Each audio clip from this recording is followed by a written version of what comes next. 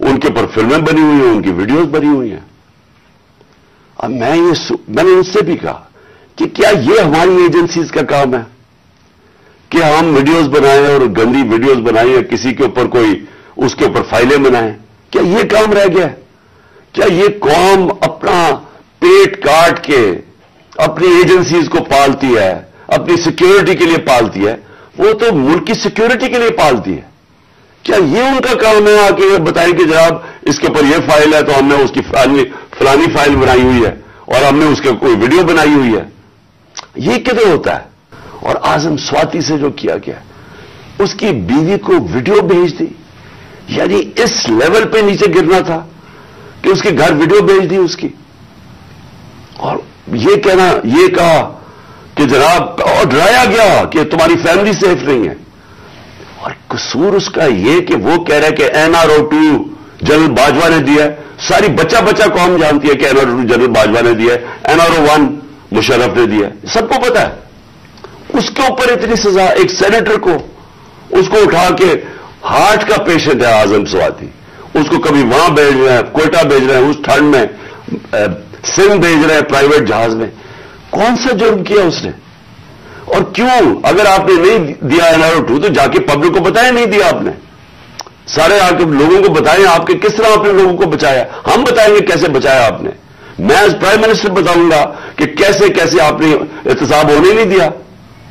आपने वो जब फैटफ की लेजिस्लेशन थी तो वो खुद कह रहे हैं हमें, वो अपोजिशन वाले, कि ये तो जनाब ये बैठ के उन्होंने आपकी आशीर्वाद मिली थी, उसके बाद आपने वो NRO के ये जो अमेंडमेंट थी नैब की जो अब हो गई, ये तो तब होने के चक्कर में थे, तब हम खड़े थे। और मैं तब से कहता गया कि ये मुल्क तरक्की नहीं कर सकता जब तक इस मुल्क में रूल ऑफ लॉ नहीं है। और आजम स्वाति ने क्या बात की थी? आजम स्वाति ने ये ट्वीट की कि जनरल बाजवा आपने NRO-2 दिया, इसके ऊपर जो उस बेचारे से किया गया, कौन सी जमहूरियत में यह होता है? और वो बात कि जो सच है, NRO-2 जनरल बाजवा ने दिया है, सारी कौम को पता है। मुझे पता है कि मैं जब कहता रहा, जब मैं गवर्नमेंट में था, मैं जनरल बाजवा को कहता रहा कि ये 30 साल से चोरी कर रहे हैं, इनके ऊपर करप्शन केसेस हैं, नैब आपके नीचे है, आप नैब कंट्रोल करते हैं, मेरे नीचे ही नहीं है, क्यों नहीं इनके केसेस आगे बढ़ाते? पहले तो हमें सारा वक्त ये बताते रहे कि फिक्र ना करें सर, हो रहा है सब कुछ, सर अभी कुछ हो रहा है। पहले तो हमें ये बताते रहे। आहिस्ता आहिस्ता हमें पता चला कि इनकी तो कोई नीयत ही नहीं है करप्शन की। मुझे फिर कहना शुरू हो गया कि जी आप मुल्क की इक्तिसादियात को ठीक करें, इकोनॉमी को ठीक करें, भूल जाए इसको, ये अकाउंटेबिलिटी को।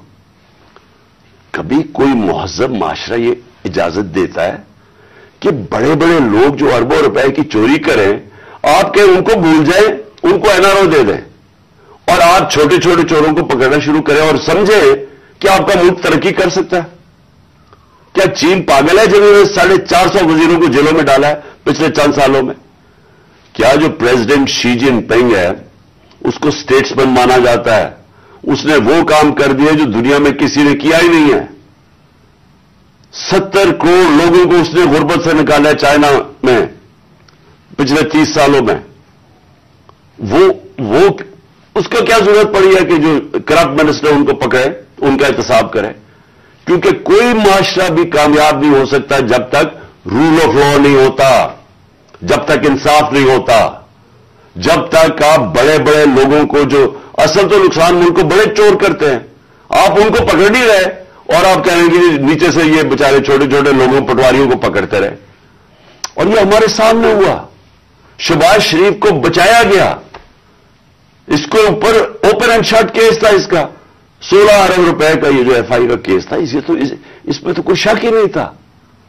और इसका जो बेटा बाहर भाग गया, आज जो सलमान शहबाज वापस आया है, वो क्यों बाहर भागा था?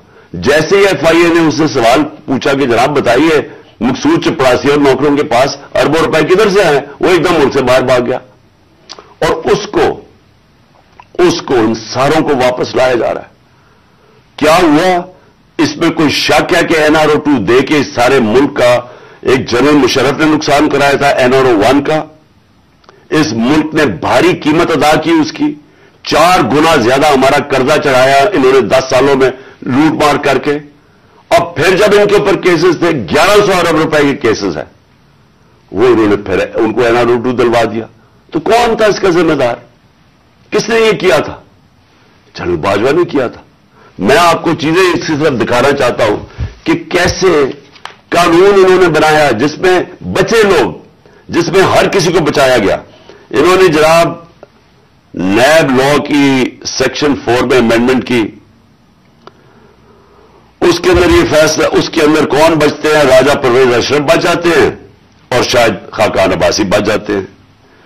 फिर उन्होंने एक और किया, बेनामीदार की डेफिनेशन सेक्शन 5E, उसमें मरियम नवाज पाक होकर निकलाई सारी चोरी से। फिर उन्होंने सेक्शन 9 जिसके अंदर शहबाज शरीफ बच जाते हैं, और उस जिसके अंदर के अगर आप किसी और के नाम पे, यानी अगर आप मैं प्राइम मिनिस्टर हूं, मैं अपने खानदान के नाम पे चीजें लूं तो इसका मतलब कि आप जवाबदेही नहीं है। तो जो TT के सारे केसेस थे शहबाज शरीफ के, वो उससे पाक हो गया। फिर सेक्शन 14 कि आपको बताना पड़ता है कि अगर मेरे पास कोई बाहर एसेट्स हो, यानी लंदन में मेरी जगह हो या कोई बाहर हो, अमेरिका में हो, तो अगर ये पता साबित हो जाए कि ये मेरी जगह है, तो मुझे बताना पड़ता है कि ये मेरे किधर से पैसा आया इसको खरीदने के लिए। वो उन्होंने साफ कर दिया। कौम में बेदारी आ गई है, और मैं वहां 2 में चीजें कर सकता था। हम वहां धरना भी दे सकते थे, लाखों लोग थे, हम वहां इस्लामाबाद के ऊपर भी जा सकते थे, इतने लोग थे, हम इस्लामाबाद में खून खराबा होना था वहां। और कई दफा लोग चाहते हैं कि खून खराबा हो, लाशें गिरें, ताकि वो जनाब वो उनकी तहरीक और उठ जाए। मैं ये नहीं चाहता था। मैंने सारी स्ट्रगल आइन और कानून के बीच में है, मैं कभी इससे बाहर नहीं निकला। और मैंने इसलिए फैसला किया कि बजाय हम वहां जाएं और तोड़ फोड़ हो और तबाही हो, मैंने फैसला यह किया कि हम जो 2 असेंबली अब कुर्बान करते हैं, अपनी 2 असेंबलियों को हम कुर्बान करते हैं अपने मुल्क के लिए, और इसलिए करते हैं कि इनको जब 66% पाकिस्तान में इलेक्शन होगा, जब हम इन 2 असेंबलियों से निकलेंगे, जो मैं भी बताने लगा हूं कब निकलेंगे, 66% पाकिस्तान में इलेक्शन होगा, तो अकल तो यह कहती है कि आप जनरल इलेक्शन करवा दें। लेकिन मैं फिर से कहता हूं, ये खौफजदा हैं, इलेक्शन हारने से डरे हुए हैं। इनका कोई पाकिस्तान का मकसद नहीं कि पाकिस्तान ऊपर जा रहा है या नीचे जा रहा है। इनका मकसद एक है, कैसे अपना चोरी का पैसा बचाना है इन्होंने, और इसलिए ये इलेक्शन नहीं करवाएंगे। और इसीलिए हमने फैसला किया कि हम इलेक्शन करवाएंगे। और मैंने अपने सारे वकीलों से पूछ लिया है, ये कोशिश भी करेंगे इलेक्शन कमीशन के जरिए कि ये किसी तरह डिले हो जाए। आइन बिल्कुल इजाजत नहीं देता 90 दिन के आगे। हमने फैसला किया है, और मैं बड़ा शुक्रगुजार हूं अपने दोनों चीफ मिनिस्टर्स का कि इन्होंने बिल्कुल मेरे साथ चले हैं, मेरा साथ दिया है। हमने फैसला यह किया है कि हम अगले जुमे को, आज है हफ्ता, अगले जुमे को हम दोनों पख्तूनख्वा की असेंबली डिसॉल्व कर देंगे और पंजाब की असेंबली डिसॉल्व कर देंगे, और उसके बाद हम इलेक्शन की तैयारी करेंगे। और उसके बाद हमारी जो 100 गालिबन 23 सीटें हैं इस वक्त नेशनल असेंबली में, हम वहां जाके नेशनल असेंबली में जाके स्पीकर के सामने हम वहां खड़े होकर कहेंगे कि हमारे रेजिग्नेशन एक्सेप्ट करो। ये ड्रामे ना करो कि चुन चुन के 8 जो इन्होंने पहले हमारे साथ किया था, इन्होंने बजाय हमारे बाकी रेजिग्नेशन एक्सेप्ट करने के, इन्होंने 8 सीटें चुनी। ये जो बड़ा करप्ट, यानी मॉरली करप्ट इलेक्शन कमीशन है, इसने नवाज शरीफ के साथ बैठ के 8 सीटें चुनी, जो हमारी सबसे कमजोर सीटें थी, जिनमें बड़ी कम मार्जिन से हम जीते थे, और जिधर PDM का वोट दुगना था हमारे से उस इलेक्शन के अंदर। अब ये अवाम देखें किधर, आज एक बाशऊर अवाम है, बेदारी आई हुई है मेरी कौम में। पता होते हुए कि मैंने असेंबली में नहीं, मैं 8 सीटों पर लड़ा, पता होते हुए कि मैंने असेंबली में नहीं जाना, उसके बावजूद मेरी कौम ने मुझे सारे 8 की 8 सीटों पर जिताया, 7 सीटों पर जिताया। और एक जो कराची के अंदर सीट थी, जरा वहां देख ले, وہ الیکشن کمیشن کو وہ دھاندلی نہیں نظر آئے گی جس طرح انہوں نے پوری اسٹیٹ مشینری استعمال کی اور ووٹ باہر پھینک دیا جو ہر بار استعمال کرتا ہے. تو ہم نے یہ فیصلہ کر لیا. میں اپنی قوم کو آخر میں صرف یہ کہنا چاہتا ہوں کہ دیکھیں مایوسی گناہ ہے. آپ مایوس ہو کے گھر بیٹھ جائیں یا آپ باہر ٹکٹ لے کے کسی اور ملک میں چلے جائیں اور کوئی نوکری مل جائے, یہ میری نظر میں یہ ایک انسان اپنی جو ڈیوٹی ہے معاشرے کو اس سے بھاگتا ہے. اصل آپ سب کی ڈیوٹی یہ ہے کہ ہم اب کھڑے ہوں اور ہم ان چوروں کا اور اس کرپٹ نظام کا مقابلہ کریں, اور ہم کریں الیکشن کے ذریعے, اور الیکشن کے ذریعے ان کو سبق سکھائیں آئین اور قانون کے بیچ میں رہتے ہوئے. میں نہیں چاہتا کہ یہ سری لنکا جیسا سچویشن ہو کہ لوگ سڑکوں کے اوپر آ جائیں اور توڑ پھوڑ ہو. میں چاہتا ہوں کہ ہم الیکشن کے ذریعے ان کو شکست دیں, اور ان کو ایسی شکست دیں کہ یہ ہمیشہ کے لیے ان چوروں کا نام و نشان یہاں سے چلا جائے. مدد کرتے ہیں, تیرے سے مدد مانگتے ہیں. میرے ساتھ آج چودھری پرویز الائی بیٹھے ہوئے ہیں, پنجاب کے چیف منسٹر, اور دوسری طرف میرے پاس محمود خان جو کہ پختونخوا کے چیف منسٹر ہیں. تو ہم نے آج بڑا اہم فیصلہ کرنا ہے اور میں نے اناؤنس کرنا ہے. تو میں یہ چاہتا تھا کہ آج میں اپنی قوم کے سامنے پہلے یہ رکھوں کہ ہم اس سٹیج پہ پہنچے کیسے ہیں, کہ ہم سٹنگ گورنمنٹس ہیں, ہماری اپنی گورنمنٹس ہیں, ہمارا اپنا راج ہے یہاں, لیکن ہم کیوں اس نتیجے پہ پہنچے ہیں کہ ہم سمجھتے ہیں کہ اگر ہمیں اپنی گورنمنٹس بھی قربان کرنی پڑے اس ملک کے اندر, جب تک الیکشنز نہیں ہوں گے, صاف اور شفاف الیکشنز نہیں ہوں گے, ہم سب کو آج خوف ہے کہ ملک ڈوب رہا ہے. میں آپ کو وہ پاکستانی ہوتے ہوئے بتا رہا ہوں جس نے ساری باہر کمائی کی, 20 سال باہر پیسے کمائے, سب کچھ بیچ کے, جو فلیٹ تھا وہ بیچ کے, منی ٹریل دے کے, عدالت میں یہ بتا کے میں نے وہ کدھر سے پیسے لیے, جو بھی میرا آمدنی کدھر تھی, پھر میں نے فلیٹ لیا, پھر وہ بیچا, پھر منی ٹریل, سب کچھ میرا آج جینا بن رہا پاکستان میں. اور میری طرح کے سارے وہ پاکستانی, اور میں ان پاکستانیوں کی بات کر رہا ہوں جو کہ اس ملک سے پیار کرتے ہیں, عشق کرتے ہیں اپنے ملک سے, میں ان پاکستانیوں کی بات کر رہا ہوں. میں ان کی بات نہیں کر رہا جو چوری کر کے اس ملک کا پیسہ باہر بیچتے ہیں, جن کا سب کچھ باہر ہے, بزنسز باہر ہیں, بچے باہر ہیں, بڑے بڑے محلات باہر ہیں, یہاں کے چوری کے پیسے سے بڑے بڑے شاہانہ ان کا زندگی ہے. اور میں ان کی بات نہیں کر رہا کیونکہ ان کا اس ملک سے کیا رشتہ ہے, اور میں باقی پاکستانیوں کی بات کر رہا ہوں جو سمجھتے ہیں کہ ہمارا جینا مرنا پاکستان میں.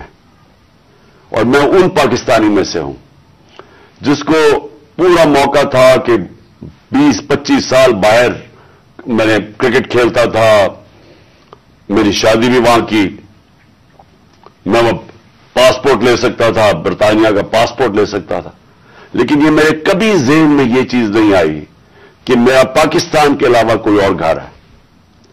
تو میں آج وہ پاکستانی آج بات کر رہا ہے کہ مجھے پہلی دفعہ مجھے خوف آ رہا ہے کہ یہ جو چوروں کا ٹولہ اوپر بٹھایا گیا ہے یہ ملک کو تباہی کی طرف لے کے جا رہا ہے. میں آج کوئی پاکستان کے بزنس مین سے پوچھ لیں, کوئی انڈسٹریل سے پوچھ لیں, پاکستان کے کسانوں سے پوچھیں, پاکستان کے مزدور سے پوچھیں, جس کی آج آمدنی اور اس کا جو خرچہ ہے اس میں اب کوئی بیلنس ہی نہیں رہا. 50 سال کے بعد سب سے زیادہ مہنگائی ہوئی ہے آج پاکستان میں. آج ہماری انڈسٹری بند ہو رہی ہے, وہ انڈسٹری جو ہمارے دور میں بڑی مشکلوں سے تیسرے اور چوتھے سال میں ہم نے محنت کر کے انسینٹیوز دے کے انڈسٹری بڑھائی, جو کہ ہمارے آخری مہینے میں 26% انڈسٹریل گروتھ تھی, جو ٹوٹل انڈسٹری تھی 10.7% پہ لارج स्केल मैन्युफैक्चरिंग पाकिस्तान में ग्रो कर रही थी, दौलत में इजाफा हो रहा था, हमारे टैक्सेस बढ़ रहे थे, रिकॉर्ड, क्योंकि दौलत में इजाफा हो रहा था, टैक्सेस में इजाफा हो रहा था, रिकॉर्ड टैक्सेस इकट्ठे किए, रिकॉर्ड एक्सपोर्ट्स हमने की। मुझे फख्र है कि मैंने अपने किसानों की मदद की। 4.5% पे हमारा ज़राअत के अंदर ग्रोथ हुई, इजाफा हुआ। हमारी 4 फसलें 2 साल रिकॉर्ड फसलें हुई पाकिस्तान में, तो हमने किसानों की मदद की। आज वो सारा जो पाकिस्तान वहां लेके जा रहे थे, आज मुझे एक चीज बताएं, एक चीज मुझे बताएं कि पाकिस्तान में किसी में बेहतरी हुई है। आज मायूसी का ये आलम है मेरे मुल्क में कि 7.5 लाख पाकिस्तानी मुल्क छोड़ के चले गए 7 महीने में। इनमें प्रोफेशनल्स थे, इस मुल्क ने उनके ऊपर पैसा खर्च किया हुआ था, डॉक्टर्स थे, प्रोफेशनल्स थे, इंजीनियर्स थे, स्किल्ड वर्कर, जो तरखान जो स्किल्ड वर्कर होता है। 7.5 लाख लोग मुल्क को छोड़ के चले गए मायूसी में। आज ये आलम है, इस मुल्क को आज इधर हम ले आए हैं कि डाकू राज ऊपर बैठ गया। 30 साल से जो लोग लूट रहे थे उनको आके ऊपर बैठा दिया। मेरा सवाल सबसे पहले यह है कि जब ये मुल्क तरक्की कर रहा था, हमने पहले साल यही छोड़ के गए थे, यही शहबाज शरीफ और नवाज शरीफ इस मुल्क का जब दिवालिया निकाल के गए थे 2018 में, उस पाकिस्तान को हमने पहले संभाला।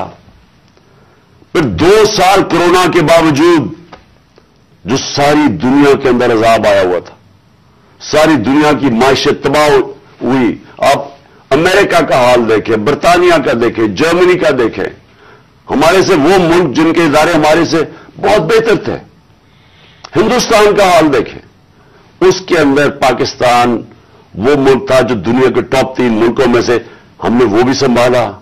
हमारी माशरत भी ऊपर गई, हमारी इंडस्ट्री भी ऊपर गई, हमने बेरोजगार होने से लोगों को बचाया, हमने इंडस्ट्रीज को पैसा दिया, इंसेंटिव्स दिए, हमने कंस्ट्रक्शन इंडस्ट्री की मदद की ताकि रोजगार मिले लोगों को। हमने उस दौर के अंदर पाकिस्तान का जो ग्रोथ रेट थी, और मैं ये चाहता हूं आप सारे जो मैं ये चीजें मैं आपको कह रहा हूं अपने मोबाइल फोन से चेक कर सकते हैं कि मैं सच बोल रहा हूं या झूठ बोल रहा हूं। अब तो झूठ बोलना बड़ा मुश्किल है, मोबाइल फोन है, आप गूगल करें, आपके पास 2 मिनट के अंदर सब कुछ आ जाता है। तो ये 17 साल के बाद पाकिस्तान की जो दौलत में इजाफा हुआ था वो 5.7% था हमारे तीसरे साल कोरोना के बावजूद, और 6% था हमारे चौथे साल। अब ये भी मैं आपको आज बता दूं कि ये सिर्फ 3 दौर में ये इस तरह की हम पाकिस्तान की दौलत में इजाफा हुआ, ग्रोथ रेट हुई। अयूब खान के दौर में, जनरल जिया के दौर में और जनरल मुशर्रफ के दौर में। लेकिन वो क्यों हुआ? क्योंकि हम तीनों दफा हम अमेरिका की मदद कर रहे थे। एक दफा हम अफगान जहाद में शामिल थे जनरल जिया के जमाने में, फिर वॉर ऑन टेरर में शामिल थे जनरल मुशर्रफ के दौर में, अयूब खान के दौर में हम किस में शामिल थे? सीटों और सेंटों में उनके साथ मिले हुए थे जबकि कोल्ड वॉर हो रही थी। अमेरिकन डॉलर आ रहे थे पाकिस्तान में, तब उनकी ये ग्रोथ रेट हुई थी। और मुझे फख्र है इस चीज का कि उसके बावजूद कि हमारे पास कोई अमेरिकन डॉलर्स नहीं आ रहे थे, हमने अपनी इकोनॉमी को उठाया, और ये जो 17 साल के बाद बेहतरीन हमारी इकोनॉमी उठ रही थी। तो मेरा आज सवाल यह है, कौन जिम्मेदार था इस रिजीम चेंज का? आप सारे मेरी आज बात गौर से सुनें। जब आपकी माशरत बढ़ रही थी, क्या वजह थी कि इस गवर्नमेंट को गिरा के और इन चोरों के टोलों के ऊपर बैठाया गया? कौन इसका जिम्मेदार था? कौन जवाब देगा कि आज वो इकोनॉमी जो हमारी ऊपर जा रही थी, اس کی جگہ آج پاکستان کے وہ حالات ہیں جو باہر کی دنیا کہہ رہی ہے. بھولے جو پاکستان کے اندر لوگ کیا کہہ رہے ہیں. جو باہر کی دنیا وہ کہہ رہی ہے کہ پاکستان کو اگر قرضے دیں گے تو وہ قرضے واپس کرنے کا جو ڈیفالٹ ریٹ ہے وہ 100% ہے. جب ہم تھے اقتدار میں تو 5% تھا. تو آج 100% کا مطلب کہ اگر آپ پاکستان کو قرضہ دیں گے تو 100% چانس ہے کہ پاکستان قرضہ واپس نہیں کر سکتا. اس کا مطلب کہ باہر سے نہ کوئی انویسٹمنٹ پاکستان میں آئے گی. ابھی 1 سال کے اندر چند مہینوں بلکہ 10 مہینوں کے اندر آدھی ہو گئی ہے باہر سے انویسٹمنٹ. پچھلے سال اور اب کے مقابلے میں آدھی ہو گئی ہے. تو باہر سے انویسٹمنٹ بند ہوگی, اس کا مطلب باہر سے ڈالرز آنے بند ہو گئے انویسٹمنٹ میں. ریمیٹنسز جو بیرون ملک پاکستانیوں کی ہم نے مدد کی تھی, انہوں نے ہمارے میں اعتماد شو کیا تھا, ہم نے ان کو انسینٹوز دیے تھے. پاکستان کی تاریخ کی سب سے زیادہ بیرون ملک پاکستانی یہاں ڈالرز بھیج رہے تھے. اور پھر ایکسپورٹس جو یہ نون لیگ کے دور میں 5 سال بڑھی نہیں, مجھے فخر ہے کہ ہم نے ریکارڈ ایکسپورٹس $33 ارب کی پاکستان میں ایکسپورٹس بڑھائی. اور پھر ہم نے ٹیکس کلیکشن, جو میں ابھی کہہ رہا ہوں کہ آمدنی ہوگی تو لوگوں پہ پیسہ خرچ کیا جائے گا. تمہاری 6,100 ارب روپے کی ہمارے زمانے میں ٹیکس کلیکشن تھی. آج یہ سب کچھ نیچے جا رہا ہے. انڈسٹری بند ہو رہی ہے, بے روزگاری بڑھ رہی ہے. ہمارے زمانے میں, اور زمانے کی بات کر رہا ہوں 7-8 مہینے پہلے, فیصلہ آباد کے اندر ٹیکسٹائل کا مزدور نہیں ملتا تھا, باہر سے لانا پڑتے تھے. ریکارڈ ٹیکسٹائل انڈسٹری کی سیل تھی. تو آج بے روزگاری بڑھ رہی ہے. 50 سال کے بعد سب سے زیادہ مہنگائی ہے. آج ہمارے ملک کا یہ حال ہے کہ نہ باہر سے کسی کو اعتماد ہے اس حکومت کے اوپر, اور 88% پاکستان کے جو انویسٹر ہیں, جو بزنس مین ہیں, انہوں نے کہا کہ ہمیں اس حکومت پہ اعتماد نہیں ہے. تو میرا سوال میرے 2 سوال ہیں آج.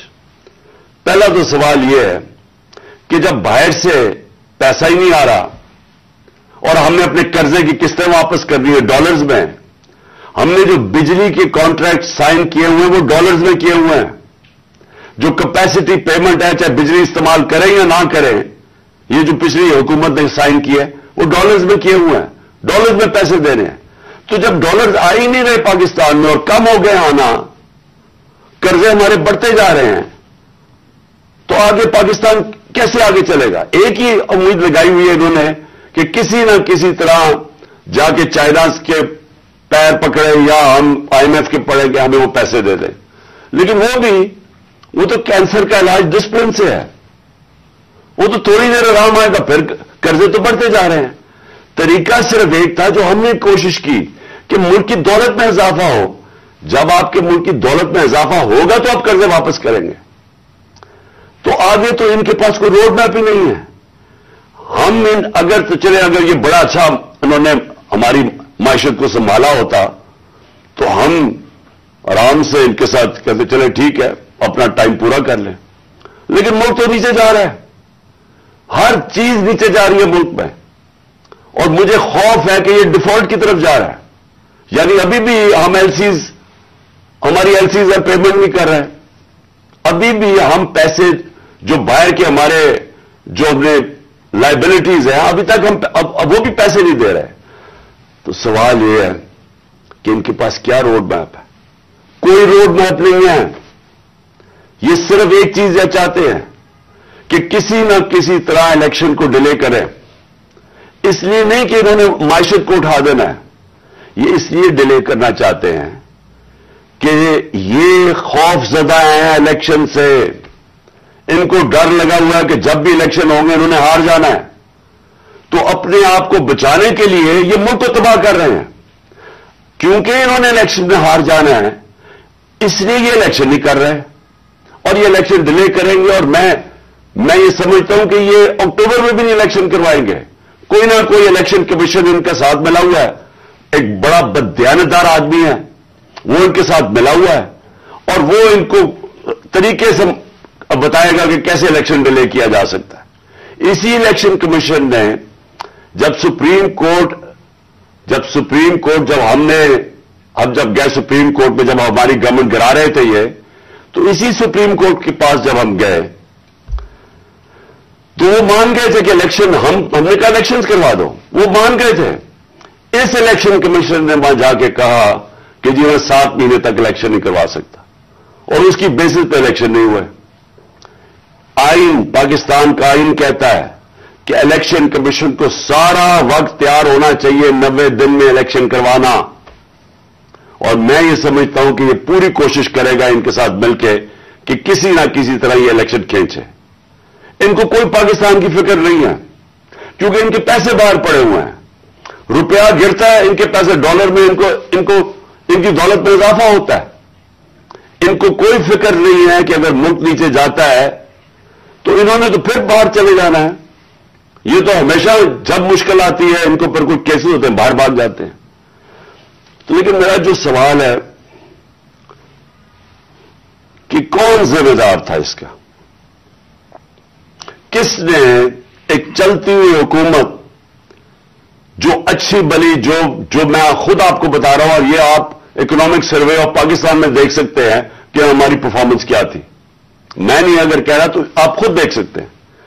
उस हुकूमत को साजिश करके, बैरूनी साजिश का हिस्सा बन के कौन जिम्मेदार रहा इसका? इसका एक आदमी जिम्मेदार है, उसका नाम है जनरल बाजवा। मैं इसके खिलाफ इसलिए नहीं बात करता था, आर्मी चीफ थे।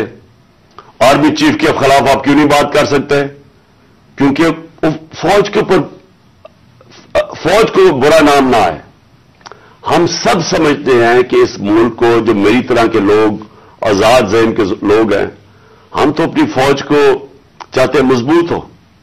हमारी तो सारी पूरी कोशिश है कि मजबूत फौज हो ताकि हम आजाद मुल्क रह सकें। तो इसलिए हम चुप करके बैठे रहे और ये सारे तमाशे देखते रहे कि कैसे साजिशें हुई, कैसे लोगों को बताया गया। मैं आपके सामने जरा एक छोटी सी क्लिप दिखाना चाहता हूं कि अगर आपको कोई शक है कि हुआ क्या, तो पहले तो इलेक्शन से पहले, हमारी हुकूमत गिराने से पहले, 4 नून लीग के जो बड़े नाम हैं उन्होंने क्या कहा? उनसे जब पूछा गया कि जनाब आप नो कॉन्फिडेंस मोशन कामयाब हो सकती है एस्टैब्लिशमेंट के बगैर, कि ये जो सारी साजिश हुई थी इसमें हम किसी को और को ना कहें, एक आदमी का फैसला करता है, वो था आर्मी चीफ उस वक्त के जनरल बाजवा। इन्होंने ये फैसला किया हमें हटाने का। क्या वजह थी इसके पीछे?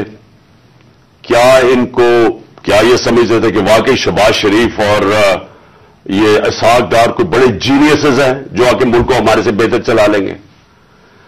क्या वजह थी कि इन्होंने एक सिटिंग गवर्नमेंट को गिरा दिया? हमारे लोगों को आके, वो जिस तरह अभी मुस्तफा कोकर ने बताया कि बैप के मेंबर्स और एमक्यूएम के मेंबर्स और शहजान बुख्ती, सबको पता था कि ये तो जो जिधर हुक्म मिलेगा इनको एस्टैब्लिशमेंट से, उन्होंने उधर जाना है, तो उनको उधर जाके भेज दिया कि जनाब आप जाके उधर चले जाए, और गवर्नमेंट गिर गई। तो मेरा अगला सवाल यह है, जब गवर्नमेंट गिर गई और फिर इनको ये चीज का इल्म हुआ कि अवाम हमारे के साथ आगे खड़ी हो गई, 10 अप्रैल को पब्लिक सड़कों के ऊपर निकलाई, लोगों ने इन चोरों को रिजेक्ट कर दिया, बल्कि हमारी मकबूलियत बढ़नी शुरू हो गई, इसलिए कि लोग इनकी जब शक्लें लोगों ने देखी, फिर से मुसल्लत किया गया इनको अवाम के ऊपर, तो लोग हमारे साथ और जुड़ना शुरू हो गए, बड़े बड़े जलसे शुरू हो गए। उसके बाद इलेक्शन जब करवाए गए तो इलेक्शन के रिजल्ट्स में इसके बावजूद कि पूरी कोशिश की गई स्टेट मशीनरी इसको इनको जिताने के लिए, उसके बावजूद हार गए। कौम ने अपना वर्डिक्ट दे दिया, दूसरा इलेक्शन हुआ उसमें भी हार गए। लेकिन मुझे जो अफसोस की बात है कि बजाय एक समझे कि जनाब जनरल बाजवा आपने गलती कर दी है, आपको अकल कुल तो नहीं है, आप देख रहे हैं कि लोग किधर खड़े हैं।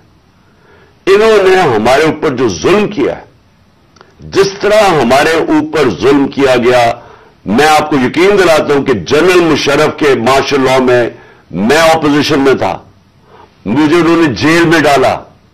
मैंने कहीं इस तरह का जुल्म नहीं देखा जनरल मुशर्रफ के दौर पे जो ये जनरल बाजवा ने हमारे पे करवाया। हमारे लोगों के ऊपर धमकियां, टेलीफोन से धमकियां आ रही हैं।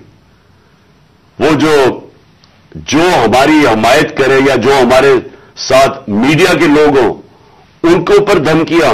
जो मीडिया हाउस था, सलमान इकबाल वो मुल्क से बाहर चला गया, उसके बाद साबिर शाकिर मुल्क से बाहर चला गया, आज मोहित पीरजादा मुल्क से बाहर गया हुआ इसी खौफ से। अरशद शरीफ, इतनी बड़ी ट्रेजेडी हुई है, उसको जो धमकियां दी, क्या वजह थी उसकी? वो एक दयानतदार आदमी, वो बता रहा था कि इस मुल्क के साथ क्या जुल्म हुआ है, कि अच्छी बड़ी गवर्नमेंट आपने गिरा के चोरों को बैठा दिया। तो बजाय ये कि करेक्ट करना, हमारे ऊपर जुल्म शुरू हो गया। और जुल्म की इंतहा ये थी कि सोशल मीडिया के लोगों को उठा उठा के ले जाते थे, उनको मार फेंटा लगा के तो अगले दूसरे दिन घर वापस भेजते, धमकियां देते थे कि आगे से किया तो ये होगा। जो आजम स्वाति से किया, जो उससे पहले जो शहबाज गिल से किया, कौन सी उसने इतनी बड़ी बात की थी कि उसको नंगा करके मारा, और वो अभी तक उसके असरात हैं जो उन्होंने उसको तशद्दुद किया उसके ऊपर। और आजम स्वाति ने क्या बात की थी? आजम स्वाति ने यह ट्वीट की कि जनरल बाजवा आपने NRO 2 दिया, इसके ऊपर जो उस बेचारे से किया गया, कौन सी जमहूरियत में यह होता है? और वो बात की जो सच है, NRO 2 जनरल बाजवा ने दिया है, सारी कौम को पता है। मुझे पता है कि मैं जब कहता रहा, जब मैं गवर्नमेंट में था, मैं जनरल बाजवा को कहता रहा कि ये 30 साल से चोरी कर रहे हैं, इनके ऊपर करप्शन केसेस हैं, नैब आपके नीचे है, आप नैब कंट्रोल करते हैं, मेरे नीचे ही नहीं है, क्यों नहीं इनके केसेस आगे बढ़ाते? पहले तो हमें सारा वक्त ये बताते रहे कि फिक्र ना करें सर, हो रहा है सब कुछ, सर अभी कुछ हो रहा है। पहले तो हमें ये बताते रहे। आहिस्ता आहिस्ता हमें पता चला कि इनकी तो कोई नीयत ही नहीं है करप्शन की। मुझे फिर कहना शुरू हो गया कि जी आप मुल्क की इक्तिसादियात को ठीक करें, इकोनॉमी को ठीक करें, भूल जाए इसको, ये अकाउंटेबिलिटी को।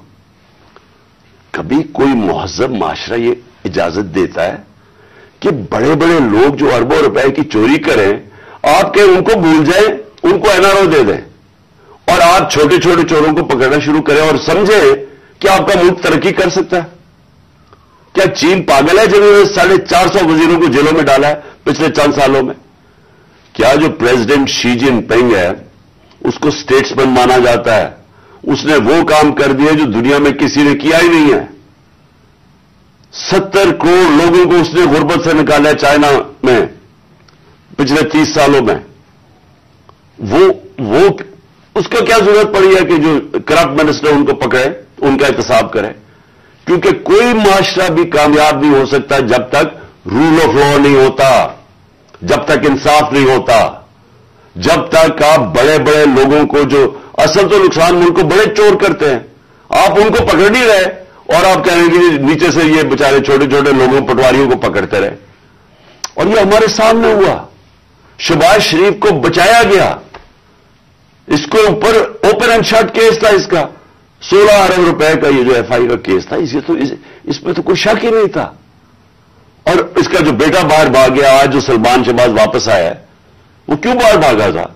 जैसे ही FIA ने उससे सवाल पूछा कि जनाब बताइए, मकसूद चपरासी और नौकरों के पास अरबों रुपए किधर से आए, वो एकदम मुल्क से बाहर भाग गया। और उसको इन सारों को वापस लाया जा रहा है। क्या हुआ? इसमें कोई शक है कि NRO 2 दे के इस सारे मुल्क का एक जनरल मुशर्रफ ने नुकसान कराया था NRO 1 का। इस मुल्क ने भारी कीमत अदा की उसकी, 4 गुना ज्यादा हमारा कर्जा चढ़ाया इन्होंने 10 सालों में लूट मार करके। अब फिर जब इनके ऊपर केसेस थे, 1100 अरब रुपए के केसेस हैं, वो इन्होंने फिर उनको NRO 2 दिलवा दिया। तो कौन था इसका जिम्मेदार? किसने ये किया था? जनरल बाजवा ने किया था। मैं आपको चीजें इसकी तरफ दिखाना चाहता हूं कि कैसे कानून इन्होंने बनाया जिसमें बचे लोग, जिसमें हर किसी को बचाया गया। इन्होंने जनाब नैब लॉ की सेक्शन 4 में अमेंडमेंट की, उसके अंदर ये फैसला, उसके अंदर कौन बचते हैं? राजा परवेज अशरफ बच जाते हैं और शायद खाकान अब्बासी बच जाते हैं। फिर उन्होंने एक और किया, बेनामीदार की डेफिनेशन सेक्शन 5E, उसमें मरियम नवाज पाक होकर निकलाई सारी चोरी से।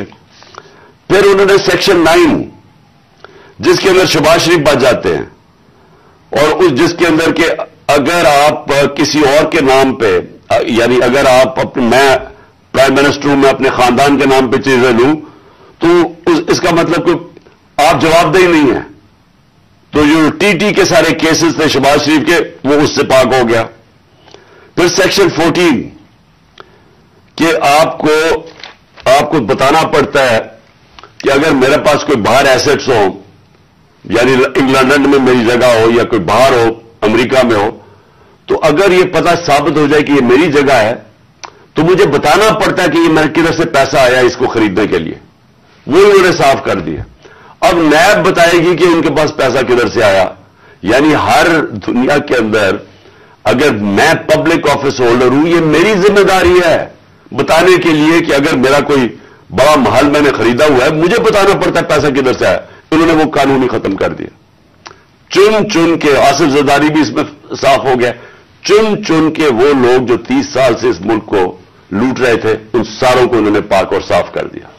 ये असल वजह है मायूसी की आज पाकिस्तान में। लोग जिन्होंने ये तमाशा देख रहे हैं कि एक तरफ कौम मर रही है इस महंगाई के अंदर और फैक्ट्रियां बंद हो रही हैं, बेरोजगारी की कर्जे चढ़ते जा रहे हैं, एक तरफ ये है, और दूसरी तरफ ये अरबों रुपए की इनकी करप्शन माफ हो रही है। और ये बहुत बड़ी वजह है आज मायूसी की। और मैंने ये जो हमारे ऊपर जुल्म हुआ, मैं सिर्फ उसके ऊपर आना चाहता हूं कि मुझे एक जगह बताया गया जनरल बाजवा ने कि जी आपके लोगों के ऊपर हमारे पास तो फाइलें हैं उनकी करप्शन की, उनके ऊपर फिल्में बनी हुई हैं, उनकी वीडियोस बनी हुई हैं। अब मैंने उनसे भी कहा कि क्या ये हमारी एजेंसीज का काम है कि हम वीडियोस बनाएं और गंदी वीडियोस बनाएं या किसी के ऊपर कोई उसके ऊपर फाइलें बनाएं? क्या ये काम रह गया?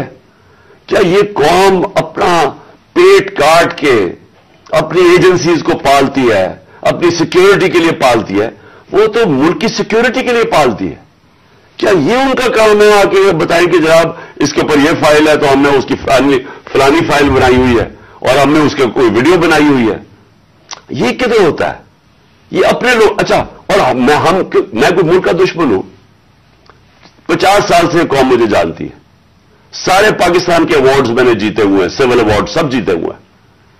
मैं सबसे बड़ा पाकिस्तान का वो, यानी जो जिसे कहे कि जो खैराती काम करता है, किसी ने पाकिस्तान में इतने पैसे नहीं इकट्ठे किए जो मैंने किए। मेरे ऊपर हर किस्म का गन। ये सोचे कि मेरा प्राइम मिनिस्टर, जब मैं प्राइम मिनिस्टर था, मेरे घर का फोन टैप किया हुआ था, और वो टैप ही नहीं किया, उसके बाद वो लीक्स करते हैं। ये प्राइम मिनिस्टर के घर, कोई ये नहीं पूछ रहा कि इतना ये ऑफिशियल सीक्रेट एक्ट की वायलेशन है। प्राइम मिनिस्टर के प्राइवेट नंबर को टैप करें और उसको जाके आप पब्लिक कर दें। कोई ये कहां होता है? अगर मैं अपने प्रिंसिपल सेक्रेटरी, मैं अपने प्रिंसिपल सेक्रेटरी से बात कर रहा हूं, वो इन्होंने टेप चला दी, वो कौन कर रहा था? तो मैं फिर से ही पूछता हूं, हम कोई मुल्क के दुश्मन हैं क्या? मैं कोई पैसे लूट के मेरे बाहर पड़े हुए हैं क्या? मैं कोई मुझसे गद्दारी कर रहा हूं? लेकिन जो हमारे से किया गया है, और आजम स्वाति से जो किया गया, उसकी बीवी को वीडियो भेज दी, यानी इस लेवल पे नीचे गिरना था कि उसके घर वीडियो भेज दी उसकी, और ये कहा कि जनाब, और डराया गया कि तुम्हारी फैमिली सेफ नहीं है। और कसूर उसका ये कि वो कह रहा है कि NRO 2 जनरल बाजवा ने दिया है। सारी बच्चा कौम जानती है कि NRO 2 जनरल बाजवा ने दिया है, NRO 1 मुशर्रफ ने दिया है, सबको पता है। उसके ऊपर इतनी सजा, एक सेनेटर को, उसको उठा के, हार्ट का पेशेंट है आजम स्वाति, उसको कभी वहां भेज रहे हैं, कोयटा भेज रहे हैं, उस ठंड में सिंध भेज रहे हैं प्राइवेट जहाज में। कौन सा जुर्म किया उसने? और क्यों? अगर आपने नहीं दिया NRO 2 तो जाके पब्लिक को बताया नहीं दिया आपने। सारे आके लोगों को बताएं आपके किस तरह आपने लोगों को बचाया। हम बताएंगे कैसे बचाया आपने। मैं एज प्राइम मिनिस्टर बताऊंगा कि कैसे कैसे आपने एहतसाब होने नहीं दिया। आपने वो जब फैटफ की लेजिस्लेशन थी तो वो खुद कह रहे हैं हमें, वो अपोजिशन वाले, कि ये तो जनाब ये बैठ के उन्होंने आपकी आशीर्वाद मिली थी, उसके बाद आपने वो एनआरओ के ये जो अमेंडमेंट थी नैब की जो अब हो गई, ये तो तब होने के चक्कर में थे, तब हम खड़े थे। और मैं तब से कहता गया कि ये मुल्क तरक्की नहीं कर सकता जब तक इस मुल्क में रूल ऑफ लॉ नहीं है। कोई दुनिया में मुल्क आज तक तरक्की नहीं किया जिसके ताकतवर डाकू उनको आप छूट दे दें और सिर्फ कमजोर लोगों को पकड़े। कोई मुल्क तरक्की नहीं कर सकता, ये मुल्क आगे भी नहीं बढ़ सकता। मैं आखिर में बात भी करता हूं कि इंशाअल्लाह अल्लाह ने मौका दिया तो हम अब क्या प्लान बनाएंगे इस मुल्क को इस दलदल से निकालने का जो इन्होंने फंसाया हुआ हमें। अब मैं जो अगली बात करना चाहता हूं वो ये कि हमने आपस में मुशावरत की। मैंने पहले कोशिश की कि हमारी जो मार्च है, आजादी मार्च, हकीकी आजादी की मार्च, हमारी कोशिश ये थी कि हम इनको गवर्नमेंट को बताएं कि इस वक्त कौम किधर खड़ी है। लाखों लोग सड़कों के ऊपर निकले हमारे साथ आजादी मार्च पे और सब एक ही चीज चाह रहे हैं, इलेक्शन। आज ओपिनियन पोल है कि 70% पाकिस्तानी, सर्वे के मुताबिक 70% पाकिस्तानी कह रहे हैं इलेक्शन करवाओ। हमने आजादी मार्च भी यही की। हमने गवर्नमेंट को कि एक आइन के अंदर रह के हमने उनको प्रेशर डालने की कोशिश की कि देखें ये अवाम इधर खड़ी हुई है और आप सिर्फ कि जी हमारे करप्शन के केसेस माफ हो जाए या नवाज शरीफ को पाक कर दें और फिर वो कोई नेल्सन मंडेला पाकिस्तान आ जाए और इसके लिए मुल्क डूबता जाए, लेकिन आपको सिर्फ एक ही करप्शन का पड़ा हुआ था। मैं सिर्फ एक आपको चाहता हूं कि क्लिप जरूर देखें। ये जिस दिन 2 दिन पहले, यानी मैं ऑफिस से गया 9 अप्रैल को, ये 8 अप्रैल को, इस पिछली अप्रैल को मैंने ये क्लिप रिकॉर्ड आवाम से खिताब किया था। मैं सिर्फ चाहता हूं ये आप देख लें कि ये नहीं कि मुझे नहीं पता था कि क्या होगा या ये जो हुआ है ये हमें पता नहीं था, ये होना था। और इसके ऊपर मैंने 2 दिन पहले इक़्तिदार छोड़ने से पहले ये जरा क्लिप जरा देख लें। इसी तरह बस पावर मिल जाए ताकि फिर से पहले जो एनआरओ 1 बना था इनको सारों ने इन्होंने मिलकर जो चोरी की, जनरल मुशर्रफ ने एनआरओ दे दिया। अब ये एनआरओ 2 होगा। इनका मकसद सिर्फ ये है कि वहां असेंबली में आए। सबसे पहला ये काम मैं आज आपको कह रहा हूं, इन्होंने नैब को खत्म करना है, इन्होंने अपने करप्शन केसेस खत्म करने। इस वक्त हालात ये हैं कि ये जो सारे जमानत के ऊपर है, डर किस चीज का है, इनके सारे केसेस आने लगे सामने, तो वो जल्दी जल्दी हटाना चाहते थे कि किसी तरह ये अपने केसेस से निकल जाए। ये सिर्फ आपको इसलिए दिखा रहा था कि हमें सब पता था ये क्या हो रहा है। मुझे ये साजिश का पूरी तरह पता था। मुझे मेरे हटने से 1 साल पहले का अंदाजा हो गया था कि ये शहबाज शरीफ को तैयार किया जा रहा है लाने के लिए। इसके बावजूद कि उसके पास 16 अरब रुपए उसके और उसके बच्चों के ऊपर एफआईए केस थे और 8 अरब रुपए के नैब के केस थे। तो मुझे ये सारा पता था ये हो रहा है। और मुझे अफसोस की बात यह है कि मैं जब भी पूछता था जनरल बाजवा से तो हमेशा कहते थे कि नहीं, हम तो किसी सूरत हम ऐसा नहीं कर सकते, हम तो कंटिन्यूटी चाहते हैं। तो उसका नतीजा क्या हुआ? वो आ गया, शहबाज शरीफ आ गया और आपके सामने जो मुल्क के अब हालात हैं, आप सब सारी कौम के सामने है। मेरा पॉइंट ये है आज कि मैं अभी आखिरी जो अभी अनाउंसमेंट जो करने लगा हूं उससे पहले मैं सिर्फ ये पूछना चाहता हूं, कौन है जिम्मेदार इसका?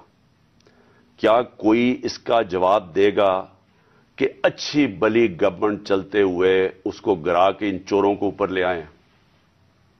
और मेरा अगला सवाल यह है कि उसके बाद जो हमारे ऊपर सख्तियां की गई, जो सोशल मीडिया पे जो मीडिया जो हमारी हिमायत करता था, केसेस की मेरे ऊपर बारिश हो गई, मुझे दहशतगर्दी का केस करवा दिया।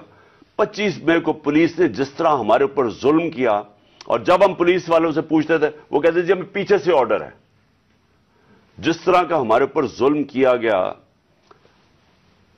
मैं सवाल ये पूछता हूं कि क्या हम भेड़ बकरियां हैं, हम कीड़े मकोड़े हैं کہ آپ جب فیصلہ کریں پہلے آپ، اور میں نے آپ کے کانوں سے، جنرل باجوہ کے کانوں سے سنا کہ یہ کرپٹ ہے، اب آپ نے فیصلہ کیا کہ یہ ٹھیک ہو گئے ہیں، اور آپ نے فیصلہ کیا کہ جناب یہ آپ ملک کو ٹھیک کریں گے، تو کیا ہم وہ کیڑے مکوڑے ہیں کہ جدھر آپ بھیڑ بکریوں کو دھکیلیں گے ہم ادھر چلے جائیں گے؟ یعنی ہم انسان ہیں یا ہم جانور ہیں کہ جو آپ کا فیصلہ ہو بند کمروں کے اندر ہم اسی کے اوپر چل پڑے؟ اور آپ کو جب نظر بھی آ رہا تھا کہ پاکستانی قوم ان کو ریجیکٹ کر رہی ہے، ہمیں تو ہمارے ساتھ میرا تو فائدہ کروا دیا، مجھے تو اللہ نے کبھی اتنی عزت دی نہیں جو اس کے بعد ملی ہے، لیکن ملک کو کدھر پہنچا دیا آج۔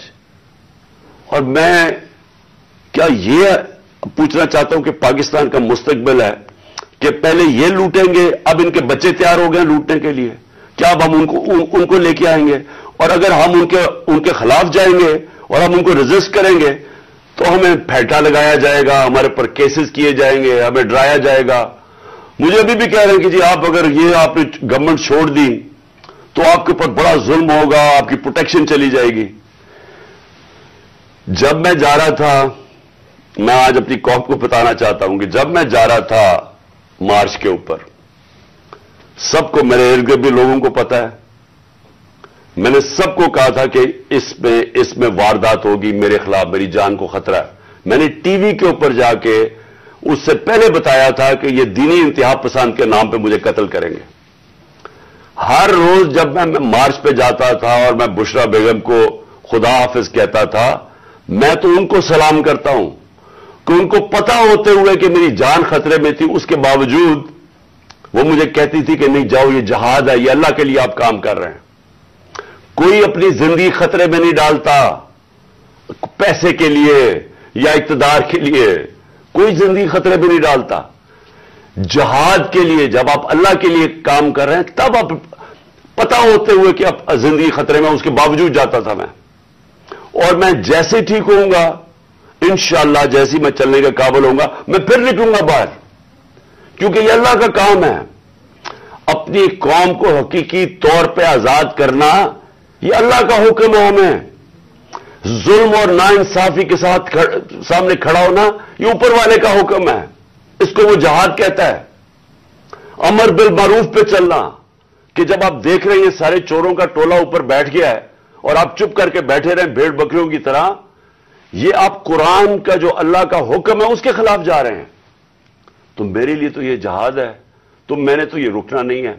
اور میں اپنی ساری قوم کو آج کہہ رہا ہوں، میں نوجوانوں آپ کو کہہ رہا ہوں، یہ کبھی نہ سوچے جو یہ 7.5 لاکھ ہمارے لوگ ملک چھوڑ کے گئے ہیں۔ مجھے افسوس ہے کہ دیکھیں آسان راستہ ہے، میرے لیے کیا آسان زندگی تھی۔ میں کرکٹ کے بعد کچھ بھی نہ کرتا، تھوڑی سی کرکٹ کے اوپر بات چیت کرتا ہوں، اللہ نے مقام اتنا دیا ہوا ہے میں کروڑ روپیہ کما سکتا ہوں، مجھے تو کچھ کرنے کی ضرورت نہیں تھی۔ لیکن اللہ نے ہمیں کسی مقصد کے لیے پیدا کیا ہے۔ جانور آتے ہیں، بچے پیدا کرتے ہیں، کھا پی کے مر جاتے ہیں، تو انسان بھی اگر اس کو اب سمجھ ہی نہ آئے کہ اللہ نے ہمیں کسی مقصد کے لیے پیدا کیا ہے تو اس میں جانوروں میں کیا فرق رہ جاتا ہے؟ وہ جب قرآن کی آیت ہے کہ جب انسان فرشتے سے بھی اوپر چلا جاتا ہے لیکن گرتا ہے تو جانور سے بھی نیچے چلا جاتا ہے۔ تو میں اپنی ساری قوم کو کہہ رہا ہوں کہ دیکھیں ہمارے سامنے اب 2 راستے ہیں، ہم ان چوروں کے ٹولوں کو مان لیں تو ہم اپنی تباہی کر رہے ہیں، اس ملک کا کوئی مستقبل نہیں ہے۔ ایک ہی راستہ ہے کہ ہم جدوجہد کریں۔ میں وہاں جب گیا پنڈی پہنچا اور میں اس وقت بڑی تکلیف میں تھا، میں یہ بھی آپ کو بتا دوں کیونکہ مجھے ڈاکٹرز نے کہا تھا ابھی نہیں آپ ٹریول کر سکتے۔ میں گیا اس کے باوجود صرف اپنے لوگوں کو کھڑا کرنے کے لیے کہ دیکھیں یہ پاکستان کے لیے ایک فیصلہ کن وقت ہے، اس کو ضائع نہ ہونے دیں۔ قوم میں بیداری آ گئی ہے اور میں وہاں 2 میں چیزیں کر سکتا تھا۔ ہم وہاں دھرنا بھی دے سکتے تھے، لاکھوں لوگ تھے، ہم وہاں اسلام آباد کے اوپر بھی جا سکتے تھے، اتنے لوگ تھے، ہم اسلام آباد میں خون خرابہ ہونا تھا وہاں، اور کئی دفعہ لوگ چاہتے ہیں کہ خون خرابہ ہو، لاشیں گریں تاکہ وہ جناب ان کی تحریک اور اٹھ جائے۔ میں یہ نہیں چاہتا تھا۔ میں نے ساری سٹرگل آئین اور قانون کے بیچ میں ہے، میں کبھی اس سے باہر نہیں نکلا، اور میں نے اس لیے فیصلہ کیا کہ بجائے ہم وہاں جائیں اور توڑ پھوڑ ہو اور تباہی ہو، میں نے فیصلہ یہ کیا کہ ہم جو 2 اسمبلی اب قربان کرتے ہیں اپنی 2 اسمبلیوں کو، ہم قربان کرتے ہیں اپنے ملک کے لیے، اور اس لیے کرتے ہیں کہ ان کو جب 66% پاکستان میں الیکشن ہوگا، جب ہم ان 2 اسمبلیوں سے نکلیں گے، جو میں بھی بتانے لگا ہوں کب نکلیں گے، 66% پاکستان میں الیکشن ہوگا، تو عقل تو یہ کہتی ہے کہ آپ جنرل الیکشن کروا دیں، لیکن میں پھر سے کہتا ہوں یہ خوف زدہ ہیں، الیکشن ہارنے سے ڈرے ہوئے ہیں، ان کا کوئی پاکستان کا مقصد نہیں کہ پاکستان اوپر جا رہا ہے یا نیچے جا رہا ہے، ان کا مقصد ایک ہے، کیسے اپنا چوری کا پیسہ بچانا ہے انہوں نے، اور اس لیے یہ الیکشن نہیں کروائیں گے، اور اسی لیے ہم نے فیصلہ کیا کہ ہم الیکشن کروائیں گے، اور میں نے اپنے سارے وکیلوں سے پوچھ لیا ہے، یہ کوشش بھی کریں گے الیکشن کمیشن کے ذریعے کہ یہ کسی طرح ڈیلے ہو جائے، آئین بالکل اجازت نہیں دیتا 90 دن کے آگے، ہم نے فیصلہ کیا ہے، اور میں بڑا شکر گزار ہوں اپنے دونوں چیف منسٹرز کا کہ انہوں نے بالکل میرے ساتھ چلے ہیں، میرا ساتھ دیا ہے، ہم نے فیصلہ یہ کیا ہے کہ ہم اگلے جمعے کو، آج ہے ہفتہ، اگلے جمعے کو ہم دونوں پختونخوا کی اسمبلی ڈیزالو کر دیں گے اور پنجاب کی اسمبلی ڈیزالو کر دیں گے، اور اس کے بعد ہم الیکشن کی تیاری کریں گے، اور اس کے بعد ہماری جو 100 غالباً 23 سیٹیں ہیں اس وقت نیشنل اسمبلی میں، ہم وہاں جا کے نیشنل اسمبلی میں جا کے اسپیکر کے سامنے ہم کھڑے ہو کے کہیں گے کہ ہمارے ریزگنیشن ایکسپٹ کرو، یہ ڈرامے نہ کرو کہ چن کے 8 جو انہوں نے پہلے ہمارے ساتھ کیا تھا، انہوں نے بجائے ہمارے باقی ریزگنیشن ایکسپٹ کرنے کے، انہوں نے 8 سیٹیں چنی، یہ جو بڑا کرپٹ یعنی مورلی کرپٹ الیکشن کمیشن ہے، اس نے نواز شریف کے ساتھ بیٹھ کے 8 سیٹیں چنی جو ہماری سب سے کمزور سیٹیں تھیں، جن میں بڑی کم مارجن سے ہم جیتے تھے، اور جدھر پی ڈی ایم کا ووٹ دگنا تھا ہمارے سے اس الیکشن کے اندر۔ اب یہ عوام دیکھیں کدھر آج ایک باشعور عوام ہے، بیداری آئی ہوئی ہے میری قوم میں، پتہ ہوتے ہوئے کہ میں نے اسمبلی میں نہیں، میں 8 سیٹوں پہ لڑا، پتہ ہوتے ہوئے کہ میں نے اسمبلی میں نہیں جانا، اس کے باوجود میری قوم نے مجھے سارے 8 کی 8 سیٹوں پہ جتایا، 7 سیٹوں پہ جتایا، اور ایک جو کراچی کے اندر سیٹ تھی، ذرا وہاں دیکھ لے، وہ الیکشن کمیشن کو وہ دھاندلی نہیں نظر آئے گی جس طرح انہوں نے پوری اسٹیٹ مشینری استعمال کی اور ووٹ باہر پھینک دیا، اور جو ہر بار استعمال کرتا ہے۔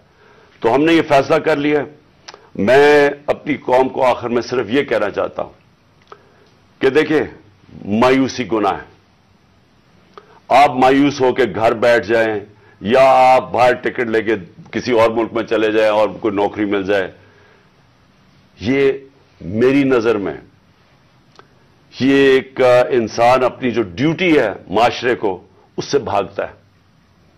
اصل آپ سب کی ڈیوٹی یہ ہے کہ ہم اب کھڑے ہوں اور ہم ان چوروں کا اور اس کرپٹ نظام کا مقابلہ کریں، اور ہم کریں الیکشن کے ذریعے، اور الیکشن کے ذریعے ان کو سبق سکھائیں آئین اور قانون کے بیچ میں رہتے ہوئے۔ میں نہیں چاہتا کہ یہ سری لنکا جیسا سچویشن ہو کہ لوگ سڑکوں کے اوپر آ جائیں اور توڑ پھوڑ ہو۔ میں چاہتا ہوں کہ ہم الیکشن کے ذریعے ان کو شکست دیں، اور ان کو ایسی شکست دیں کہ یہ ہمیشہ کے لیے ان چوروں کا نام و نشان یہاں سے چلا جائے، اور وہ تب ہوگا جب آپ سب اس کو اپنی ذمہ داری لے کے نکلیں گے۔ اور میں آپ کو آخر میں یہ کہنا چاہتا ہوں کہ مایوسی جو ہے، میں 3.5 سال گورنمنٹ میں رہا، اس کے باوجود کہ بینکرپٹ گورنمنٹ میں لی، اس کے باوجود کہ ہمارے پاس تجربہ ہی نہیں تھا بالکل، ہم پہلی دفعہ گورنمنٹ میں آئے تھے، ایک کے بعد دوسرا کرائسس تھا، صدی میں ایک دفعہ کرونا جیسا کرائسس آتا ہے، وہ اوپر سے آ گیا، 2 سال وہ رہا، اس کے باوجود پاکستان میں کسی گورنمنٹ نے، جس طرح میں نے کہا کہ جو ملٹری ڈکٹیٹرز کو تو امریکن ڈالرز ملے، ہمیں تو کوئی ڈالرز نہیں ملے، سب سے بہترین ہماری اکنامک پرفارمنس تھی، اس سب کے باوجود۔ اب ہم سمجھ گئے ہیں، مجھے 3 اور 4 سال میں پوری سمجھ آ گئی کہ یہ گورنمنٹ چلتی کیسے ہے۔ میں آخر میں صرف آپ کو یہ کہنا چاہتا ہوں، مایوس نہ ہوں، ملک یہ تب اب اٹھے گا جب بڑے اور مشکل فیصلے ہوں گے۔ یہ مشکل فیصلے ان کے نہیں کہ قیمتیں بڑھاتے جاؤ اور کہو جی مشکل فیصلہ ہے. مشکل فیصلے کا مطلب ملک کے اداروں کو ری سٹرکچر کریں, اس ملک کے اندر انصاف قائم کریں, رول آف لا قائم کریں. اگر اللہ بھاری اکثریت دیتا ہے تو تب آپ یہ سب کچھ کر سکتے ہیں. اس ملک میں اصلاحات کر سکتے ہیں, ادارے ٹھیک کر سکتے ہیں. جو گورنمنٹ کیسے چلتی ہے, اتنی بڑی ہم نے گورنمنٹ بنا دی ہے اور وہ ہمیں آگے نکلنے نہیں دیتی. ہر جگہ رکاوٹیں بن گئی ہوئی ہے اور وہ ہم نے کافی چینج بھی کیا. ایکسپورٹس بڑھانی ہے, ہم نے ریکارڈ ایکسپورٹس بڑھائی. کیسے ہم نے ایکسپورٹس بڑھانی ہے اس کا ہم نے پلان بنایا ہوا ہے. اسمال اور میڈیم انڈسٹری کو کیسے کھڑا کرنا ہے جو اصل روزگار دیتی ہے اور دولت میں اضافہ ہوتا ہے. اپنی ایگریکلچر جو زراعت ہے, ہم نے چائنا سے بات کر چکے تھے کہ نئی ٹیکنالوجی ہم لے کے آئیں. بدقسمتی سے کرونا کی وجہ سے 2 سال چائنا بند ہو گیا. وہ جو نئی ٹیکنالوجی سے ہم نے صرف اپنی, اگر ہم وہ چھوڑیں کہ جو چائنا کے اندر وہ پیداوار لیتے ہیں 1 ایکڑ سے, ہم اگر اپنی دگنی کر لیں تو اب یہ سمجھیں کہ پاکستان کے اندر ایک انقلاب آ جائے گا. سو میں آخر میں یہ کہنا چاہتا ہوں کہ کوئی مایوس ہونے کی کوئی ضرورت نہیں ہے. یہ ٹورزم میں ہی ہم اتنا پیسہ بنا سکتے ہیں اور وہ بھی بدقسمتی سے کرونا کی وجہ سے ٹورزم ساری دنیا میں بند ہوگی. ہم اس ملک کو اٹھا سکتے ہیں, لیکن وہ گورنمنٹ اٹھائے گی جس کے پاس ایک مینڈیٹ ہو, جس کے پاس عوام کی طاقت ہو. اور اس اللہ کے بعد اس ملک کے جو وارث ہیں وہ عوام ہیں اور کوئی نہیں. عوام اس ملک کی وارث ہے اور میں ان میں آپ میں سے ہوں. ہم نے اس عوام نے ایک قوم بن کے ہم نے اس مشکل وقت سے نکلنا ہے. اور لیکن وہ نکلیں گے تب جب اس ملک کے اندر صاف اور شفاف الیکشن ہو, اور اس کے لیے ہماری اب جدوجہد جاری رہے گی. میں آپ سب کا شکریہ ادا کرتا ہوں کہ پھر سے آپ میری